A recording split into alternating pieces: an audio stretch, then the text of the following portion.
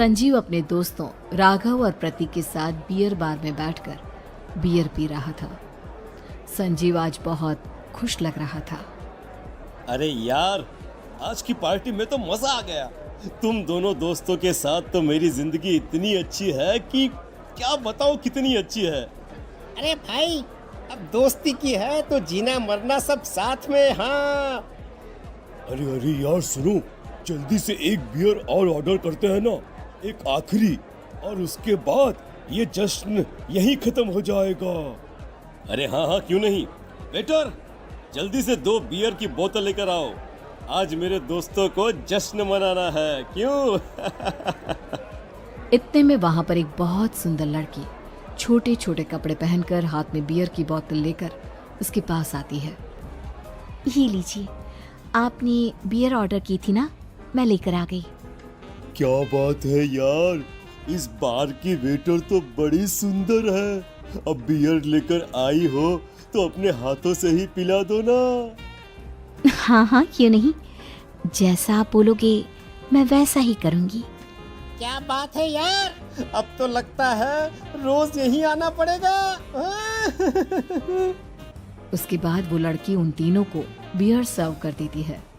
Party करने के बाद वो तीनों अपने अपने घर जाते हैं। प्रतीक, संजीव और राघव को उनके घर छोड़कर जैसे ही अकेला अपनी कार में आकर बैठता है तो अचानक उसे एहसास होता है जैसे उसकी कार की पीछे वाली सीट पर कोई बैठा हुआ है। वो तुरंत पीछे मुड़कर देखता है। तुम यहाँ क्या कर रही हो? और तुम मेरी कार में कब आई? अरे तुम तो बार में वेटर थी ना। बस ऐसे ही मेरा दिल कर रहा था आपके साथ आपके घर चलने का, इसलिए मैं आपके साथ चली आई। अरे लेकिन तुम मेरी कार में आई कब? अभी कुछ देर पहले तो यहाँ पर मेरे दोस्त बैठे हुए थे। प्रतीक के इतना बोलते ही उस लड़के का चेहरा खतरनाक तरीके से बदल जाता है। उसकी आंखें पत्थर की तरह सफेद और पूरे शरीर पर नीली नीली नसें उभर आती है। गाड़ी चलाओ, पूरी स्पीड में चलाओ, और अगर तुमने गाड़ी रोकने की कोशिश भी की तो मुझसे बुरा कोई नहीं होगा।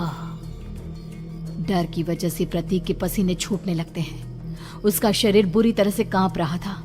प्रतीक बिना कुछ सोचे समझे कार को फुल स्पीड से चलाना शुरू करता है। चलते चलते वो शहर से दूर एक पहाड़ी पर पहुंच जाता है और सामने अब सिर्फ पहाड़ी का किनारा दिख रहा है, जिसे देख प्रतीक घबराकर अचानक से कार को ब्रेक लगाता है। देखो, मुझे छोड़ दो मुझे। अगर मैंने गाड़ी जरा सी भी आगे बढ़ाई तो हम दोनों नीचे गिरकर मर जाएंगे। ये तो तुम्हें पहले सोचना चाहिए था ना। अब कुछ नहीं हो सकता।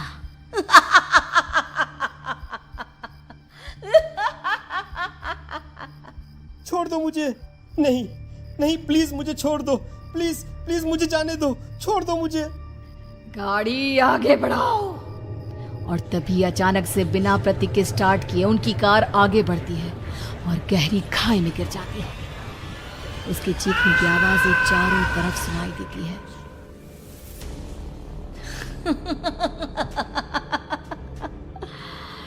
तुझे मारकर मेरे कलेजे में जल रही आग को थोड़ी शांति तो मिल गई, लेकिन अभी ये कहानी खत्म नहीं हुई।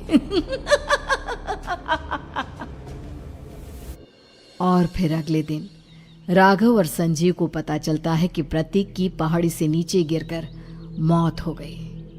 अरे कल रात की तो बात है यार, हम सब बैठकर पार्टी कर रहे थे, लेकिन मेरी एक बात समझ में नहीं आ रही। राघव शहर से इतना बाहर उस पहाड़ी पर इतनी रात को क्या करने गया था? अरे यार, वही सोचकर तो मैं भी परेशान हूँ। हम दोनों को छोड़ने के बाद तो वो सीधा अपने घर जाने वाला था, और वो आत्महत्या क्यों करेगा भाई? कल रात तक वो कितना खुश था, हमारे साथ सेलिब्रेट कर रहा था। हाँ, लेकिन पुलिस ने तो यही कहा है कि प्रतीक ने अपनी कार को जानबूझकर पहाड़ी से नीचे गिरा दिया और आत्महत्या कर ली। अरे यार संजीव, मेरी तो कुछ भी समझ में नहीं आ रहा है। चल ठीक है, अब मैं अपने घर जाता हूँ। Okay, bye. राघव अपने घर में अकेला था। दोपहर का वक्त था। तभी दरवाजे की घंटी बजी। कौन है? अरे 1 मिनट रुको, अभी आता हूँ। राघव ने जैसे ही दरवाजा खोला उसने देखा कि सामने एक बहुत खूबसूरत लड़की खड़ी हुई है। कौन है आप और यहाँ किससे मिलने आई हैं? देखिए ना, बाहर बारिश शुरू हो गई थी, मेरी गाड़ी खराब हो गई है। आपका घर नजर आया तो सोचा कुछ हेल्प ले लेती हूँ। क्यों नहीं, आइए ना, आइए आइए। मेरे कपड़े पूरे भीग चुके हैं, क्या आपके पास टॉवेल मिलेगा प्लीज? राघव अपने बाथरूम से एक टॉवेल लाकर उस लड़की को देता है। थैंक यू सो मच, अब मैं चलती हूँ। अरे इतनी क्या जल्दी है?